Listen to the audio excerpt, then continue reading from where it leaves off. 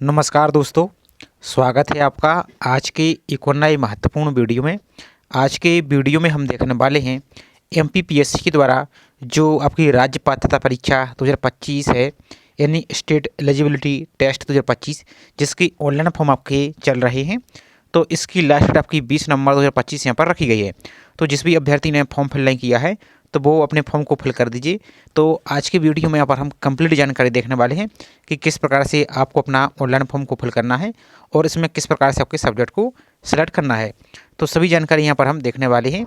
तो चलिए स्टार्ट करते हैं आज के वीडियो को। साथ ही आप सभी से छोटा सा रिक्वेस्ट है, चैनल पर आप यदि पहली बार विजिट कर रहे हैं तो चैनल को सब्सक्राइब करके ज़रूर रखिए और वीडियो को लाइक नहीं किया है तो वीडियो को भी लाइक ज़रूर कीजिए। तो चलिए पहले इसके कुछ शॉर्ट में कुछ इन्फॉर्मेशन देख लेते हैं और इसमें कौन कौन से आपके सब्जेक्ट रहने वाले हैं तो वो यहाँ पर पहले हम देख लेते हैं। इसके बाद ऑनलाइन फॉर्म का प्रोसेस यहाँ पर हम स्टार्ट करते हैं। तो ये आपका ऑफिशियल नोटिफिकेशन है और आप सभी से एक रिक्वेस्ट है कि ऑनलाइन फॉर्म फिल करने से पहले आप इसका जो विस्तृत नोटिफिकेशन आया है इसको एक बार जरूर पढ़ लीजिए। इसके बाद ही फॉर्म को फिल कीजिए। और आपकी एग्जाम की डेट बात करें तो यहाँ पर देख सकते हैं 11 जनवरी 2026 यानी संडे के दिन आपका ये एग्ज़ाम लगा हुआ है। तो यहाँ पर सब्जेक्ट की बात करें, बाकी एप्लीकेशन फ़ीस यहाँ पर दे सकते हैं। यहाँ पर एप्लीकेशन फ़ीस यहाँ पर जो मध्य प्रदेश के मूल निवासी हैं, SC ST OBC EWS और डिसेबल अभ्यर्थी, इनके लिए 250 रुपये प्लस 40 रुपये पोर्टल चार्ज लगेगा। और जो मध्य प्रदेश के बाहर के हैं और UR कैटेगरी के अभ्यर्थी उनके लिए 540 रुपये फीस आपको लगने वाली है। बाकी यदि फॉर्म में कोई मिस्टेक है तो फॉर्म की एडिट की लिंक भी आपकी ओपन है। तो 50 रुपये प्रति बार आपको यहाँ पर सुधार सकते हैं, जितनी बार चाहें उतनी बार इसको सुधार सकते हैं। बाकी आपकी विलम्ब शुल्क है तो इस विलम्ब शुल्क को आपको पे नहीं करना है, आपको निर्धारित तिथि में ही आपको फॉर्म का फिल ऐसे कर देना है। तो यहाँ पर देखिए, साथ ही आपके फोटो सिग्नेचर के बारे में विशेष रूप से महत्वपूर्ण यहाँ पर अनुदेश दिए गए हैं तो उसको जरूर पढ़ना है। तो आगे आपको जब फॉर्म फिल करेंगे तो इस टाइम आपको बता देंगे। तो यहाँ पर सब्जेक्ट देख लीजिए, तो इतने आपके सब्जेक्ट हैं। यहाँ पर देख सकते हैं सब्जेक्ट के नाम, सब्जेक्ट कोड, इन सभी को अपने नोटिफिकेशन में यहाँ पर चेक कर लीजिए। इस प्रकार से आपका ये सब्जेक्ट रहने वाले हैं तो इसी को आपको यहाँ पर ये फिल करना है। बाकी यहाँ पर देख सकते हैं योगा आपका, उर्दू आपका, ये इस प्रकार से आपका जो भी सब्जेक्ट हैं इनको यहाँ पर देख सकते हैं। और बाकी जो मान्य स्नातकोत्तर उपाधि की सूची यहाँ पर देख सकते हैं, बाकी आपकी PG की यहाँ पर, और ये आपके एग्जाम सेंटर यहाँ पर रहने वाली। तो इस प्रकार की पूरी प्रोसेस यहाँ पर रहने वाली है। बाकी यहाँ पर देख सकते हैं UGC CSIR नेट के निर्देश अनुसार पाठ्यक्रम। तो ये आपका इस प्रकार से पाठ्यक्रम रहेगा कि किसके कौन सा पेपर का किस भाषा में यहाँ पर एग्जाम होने वाला है। तो इस प्रकार की पूरा प्रोसेस यहाँ पर है। तो चलिए अब इसकी ऑनलाइन फॉर्म को चलते हैं कैसे आपको फिल करना है।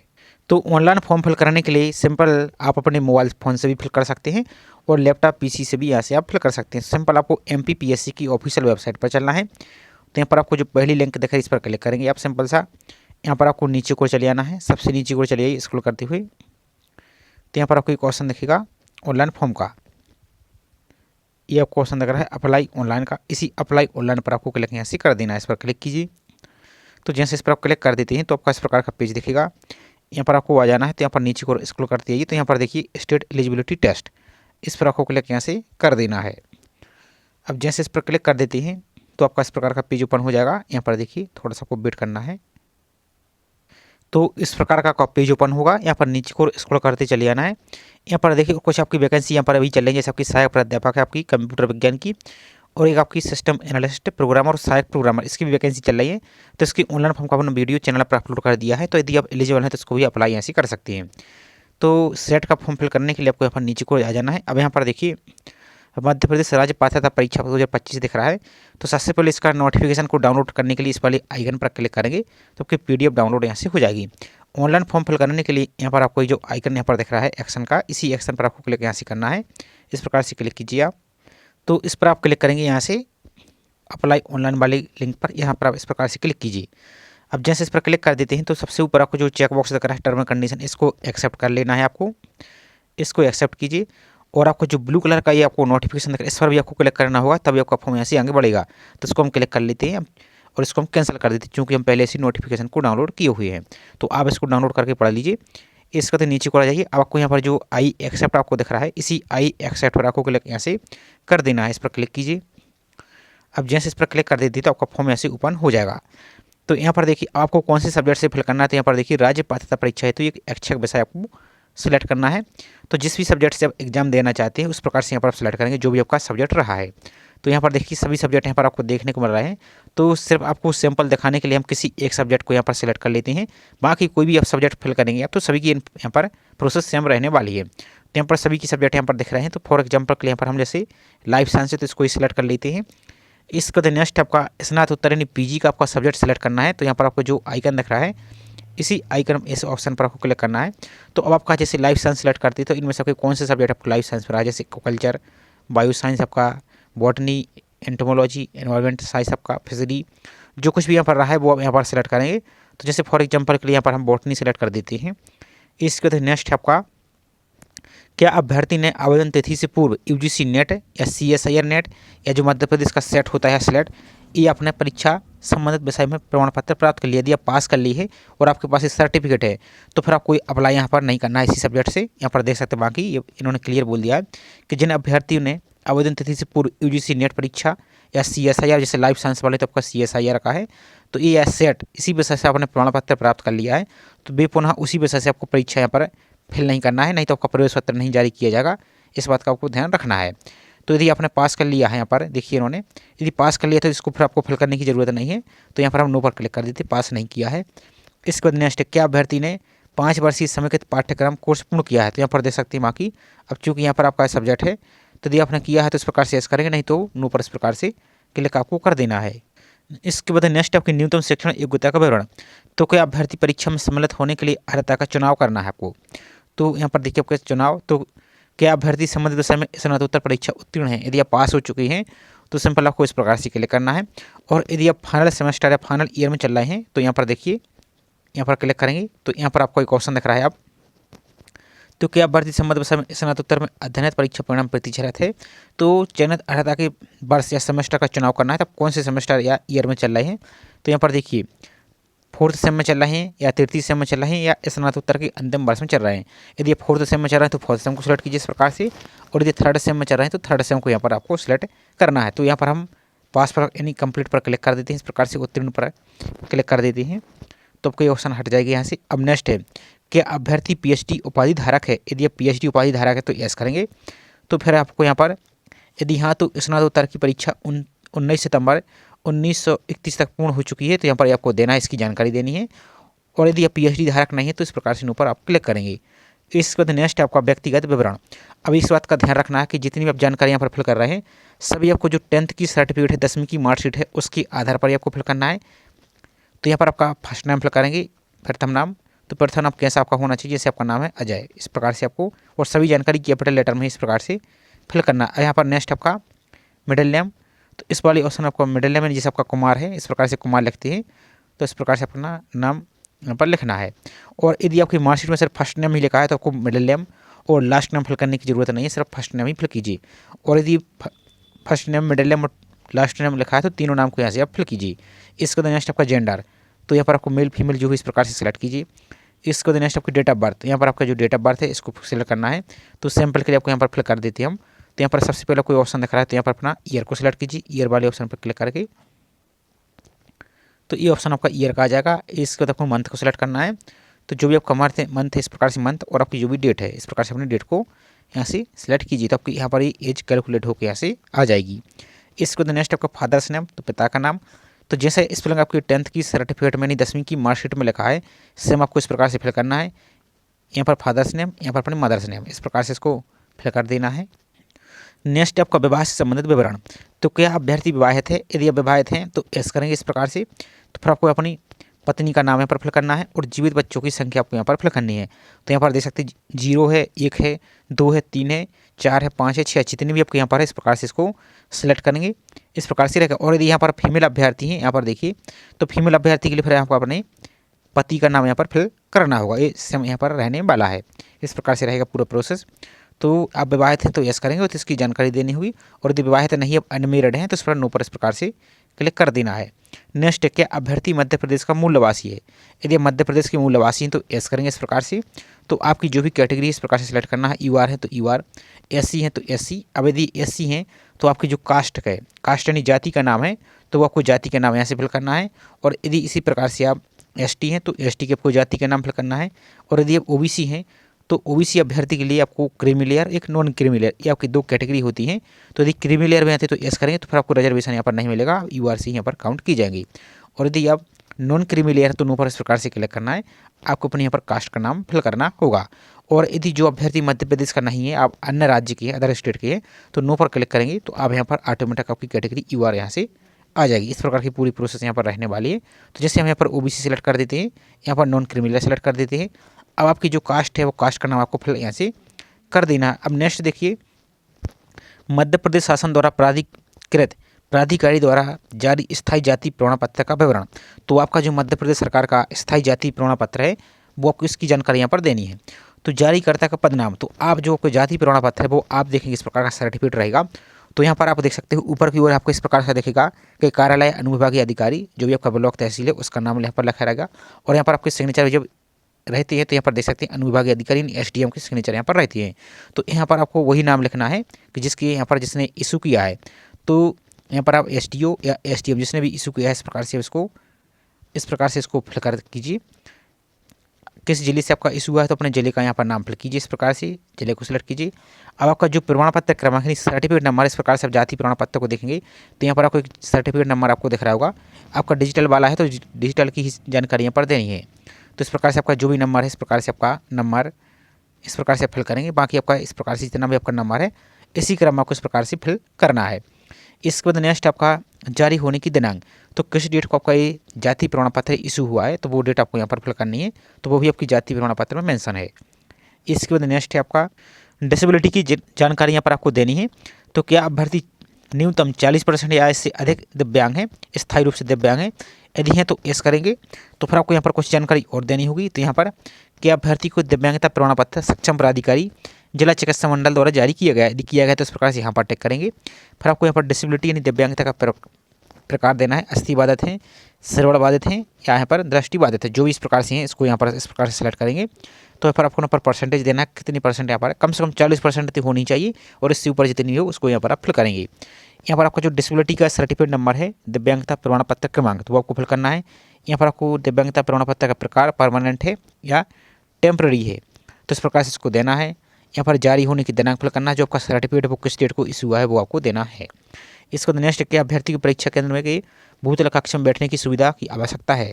तो यदि आप भूतल कक्ष में बैठने की सुविधा का लाभ लेना चाहते हैं तो यस करेंगे और नहीं है तो नो पर इस प्रकार से क्लिक करेंगे। नेक्स्ट क्या अभ्यर्थी को नियम के तहत सह लेखक की आवश्यकता नहीं, स्क्राइब की यदि आपको आवश्यकता है तो यस करेंगे यहाँ पर, और नहीं है तो नो पर इस प्रकार से क्लिक करेंगे।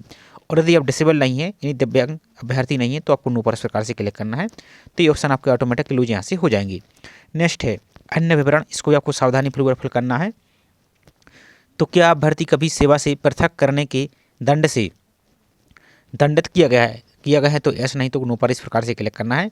नेक्स्ट है कि अभ्यर्थी के विरुद्ध कोई आपराधिक प्रकरण लंबित है, आपके ऊपर कोई क्रिमिनल केस तो नहीं चल रहा है, यदि चल रहा है तो यस करेंगे, नहीं तो नो पर इस प्रकार से क्लिक करना है। और आपको सभी जानकारी सही सही फिल करना है, कोई भी जानकारी आपको छुपाना यहाँ पर नहीं है।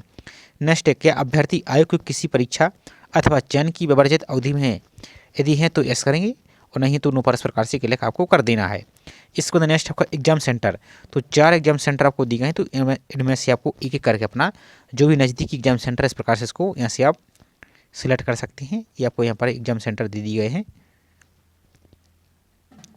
इस प्रकार से अपने एग्जाम सेंटर को यहाँ से आपको सेलेक्ट कर लेना है। इसके बाद नेक्स्ट आपका एजुकेशन क्वालिफिकेशन की डिटेल्स, तो इसको भी आपको सावधानीपूर्वक यहाँ पर फिल करना है। तो सबसे पहले आपको 10th यानी 10वीं की मार्कशीट की जानकारी देनी है। तो उत्तीर्ण परीक्षा में आपको सिंपल यहाँ पर आपको इस प्रकार से यहाँ पर आपको 10th लिख सकते हैं, या चाहे तो इस प्रकार से आप हाई स्कूल इस प्रकार से भी लिख सकते हैं, कोई यहाँ पर आपको समस्या नहीं है। इसका तो नेक्स्ट है प्रणाली, रेटिंग सिस्टम क्या है, ग्रेड एसजीपी सिस्टम है या डिवीजन सिस्टम है। यदि ग्रेड एसजीपी सिस्टम है तो फिर आपको पूर्णांक यानी टोटल मार्क्स और आपको प्राप्तांक यानी ऑप्टन मार्क इसको फिल करने की आवश्यकता आपको नहीं है। और आपका डिवीजन सिस्टम है तो इस पर टिक कीजिए। अब आपको सब्जेक्ट के नाम, आपके 10th में जो भी सब्जेक्ट रहे सभी सब्जेक्ट के नाम लिख सकते हैं। तो आप चाहें तो जो भी सब्जेक्ट आपके हैं पूरे सब्जेक्ट के नाम इस प्रकार से लिख सकते हैं, इस प्रकार से जैसे हिंदी।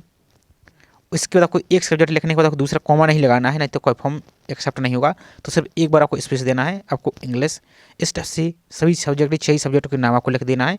या आप इतना नहीं लिखना चाहते तो सिंपल आप यहाँ पर आल इस प्रकार से आप चाहें तो इस प्रकार से आल जनरल सब्जेक्ट, इस प्रकार से भी आप फिल कर सकते हैं। इसके लिए आपको यहाँ पर एज का तक पूर्णांक कितना था, इस प्रकार से अपना पूर्णांक को फिल कीजिए। आपको प्राप्तांक कितने प्राप्त हुए हैं, यहाँ पर आपको प्राप्तांक यानी ऑप्टेन मार्क को फिल करना है। यहाँ पर आपकी ऑटोमेटिक परसेंटेज यहाँ से कैलकुलेट होकर आ जाएंगी। डिवीजन, आप किस श्रेणी से पास हुई, प्रथम, सेकंड या थर्ड, जो भी, इसको सेलेक्ट कीजिए। आपकी बोर्ड का नाम, यहाँ पर इस वाले ऑप्शन में आपको बोर्ड का नाम फिल करना है। तो जैसे आप एमपी बोर्ड के हैं तो इस प्रकार से एमपी बोर्ड भोपाल इस प्रकार से फिल करेंगे। और यदि UP board, Rajasthan board, Bihar board या अन्य कोई भी बोर्ड है, आपका सीबीएसई है, तो आप अपने बोर्ड का नाम यहाँ से फिल कीजिए। इसके बाद आपको जो उत्तीर्ण वर्ष से अपना 10th किस वर्ष पास किया वो फिल करना है। और आपका जो रोल नंबर, इस वाले ऑप्शन में आपको रोल नंबर फिल कर देना है। तो ये आसान सा प्रोसेस है। इसी तरीके से अब आपको नेक्स्ट है इंटरमीडिएट यानी 12वीं की जानकारी आपको यहाँ पर फिल करनी है। तो यहाँ पर आपको ऑप्शन दिख रहा है 12th का, तो यहाँ पर चाहे तो इंटरमीडिएट भी लिख सकते हैं। अगर आपके पास कोई डिप्लोमा है तो यहाँ पर दे सकते हैं, डिप्लोमा की भी जानकारी यहाँ पर दे सकते हैं। और चाहे तो हायर सेकेंडरी, इस प्रकार से हायर, इस प्रकार से यहाँ पर आप हायर सेकेंडरी इस प्रकार से भी लिख सकते हैं, कोई यहाँ पर समस्या नहीं है। वही आपका फिर ग्रेड सिस्टम है, सीजीपी सिस्टम है, जो भी, इसको इस प्रकार से सेलेक्ट कीजिए। अब आपके जो भी सब्जेक्ट रहे हैं यहाँ पर 12th में वो आपको फिल करना है। तो यहाँ पर जैसे आपका 12th में सब्जेक्ट रहे तो सभी सब्जेक्ट के नाम इस प्रकार से हिंदी, इंग्लिश, आपका फिजिक्स, केमिस्ट्री, बायोलॉजी, आपके जो भी 12th में सब्जेक्ट रहे इस प्रकार से फिल करना है। और आपको कॉमा नहीं लगाना है। आपके पूर्णांक, तो जो भी आपके पूर्णांक थे वो आपको इस प्रकार से फिल करेंगे।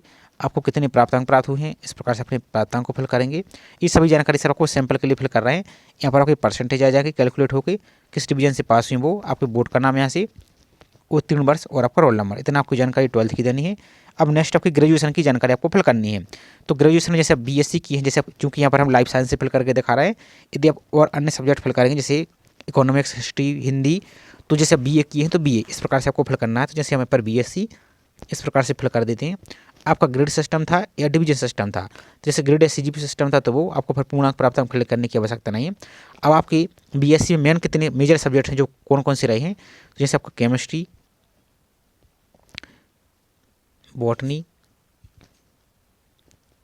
जूलॉजी, इस प्रकार से आपको फिल करना है। आपके जो भी मेजर सब्जेक्ट रहे इसी प्रकार से आपको फिल यहाँ से करना है। इसी प्रकार से यदि आप 8 सब्जेक्ट वाले फिल करते हैं तो इसी प्रकार से आपको अपने सब्जेक्ट फिल करना है। फिर आपको यहाँ पर परसेंटेज फिल करना है। यहाँ पर आसान सा प्रोसेस है। यहाँ पर परसेंटेज, यहाँ पर आपका डिवीजन, और आपको यहाँ पर अपनी जो यूनिवर्सिटी का नाम, यहाँ पर उत्तीर्ण वर्ष और आपका रोल नंबर यहाँ से फिल कर देना है। इसके बाद नेक्स्ट स्नातकोत्तर, तो यहाँ पर आपको पोस्ट ग्रेजुएशन, तो यहाँ पर आपको इस प्रकार से आपका आ जाएगा एमएससी। आपका यहाँ पर सब्जेक्ट ऑटोमेटिक यहाँ पर देख सकते हैं बॉटनी, चूँकि यहाँ पर हमने बॉटनी सेलेक्ट किया था, इसी प्रकार से आपका में भी यहाँ पर आ जाएगा। तो ग्रेड सिस्टम था या डिवीजन सिस्टम था, जो भी था इसको सेलेक्ट कीजिए।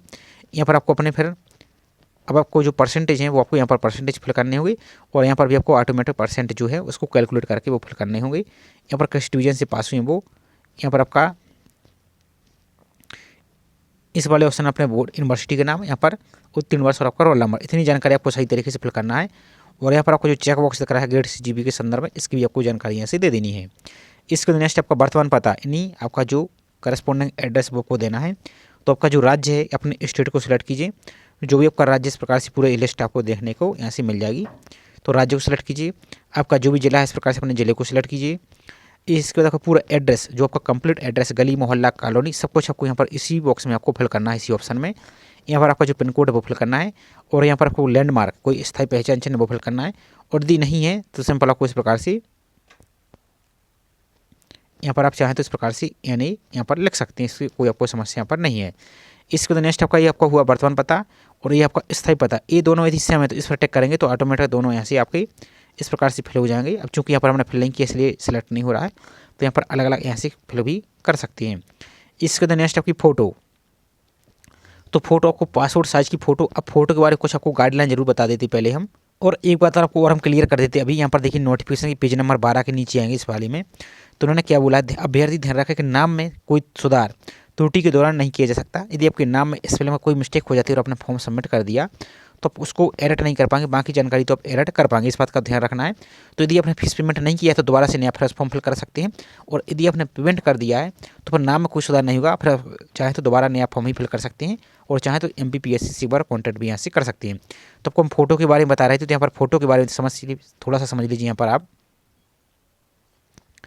यहाँ पर देखिए फोटो जब आप ऑनलाइन फॉर्म फिल कर रहे हैं तो आपकी 3 माह से ज़्यादा फोटो पुरानी नहीं होनी चाहिए।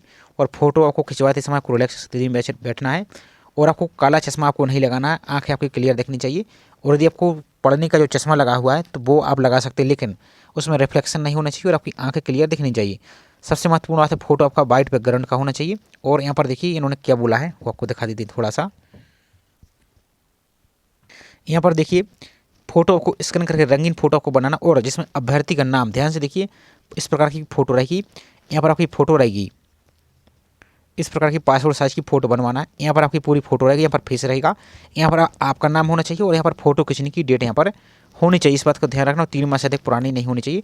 और यदि आपने बिना नाम की या बिना डेट की फ़ोटो लगा दी है तो आप रिस्क मत लीजिए। आप चाहें तो फ़ोटो को फॉर्म को एडिट करके दोबारा से नई फ़ोटो अपलोड कर दीजिए, लेकिन एक बात का ध्यान रखना है, आपको 50 रुपये फिर एडिट फीस आपको लगेगी। तो यही विशेष रूप से आपको ध्यान रखना है इस बात का।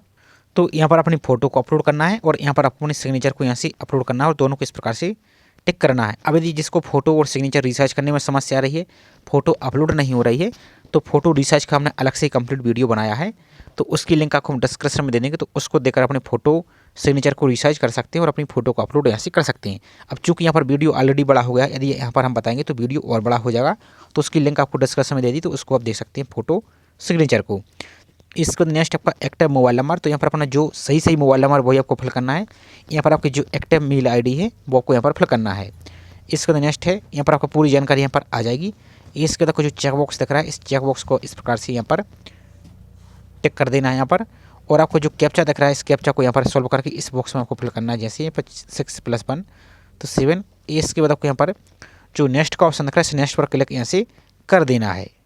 तो इसके बाद आपका इस प्रकार का पॉपअप दिखेगा। तो यहाँ पर अपना नाम, father's name, mother's name, date of birth, gender, आपकी कैटेगरी, इस प्रकार से उसको चेक कर लेना है।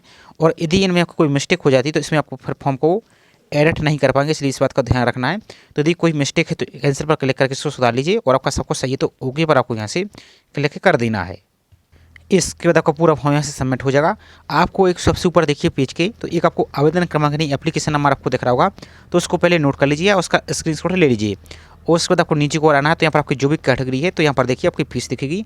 तो चूँकि यहाँ पर रिजर्व कैटेगरी से अप्लाई कर रहा है तो इस प्रकार की फीस दिख रही है। आप यदि अनरिजर्व से फिल करेंगे तो आपको अलग से फीस यहाँ पर अलग दिखेगी।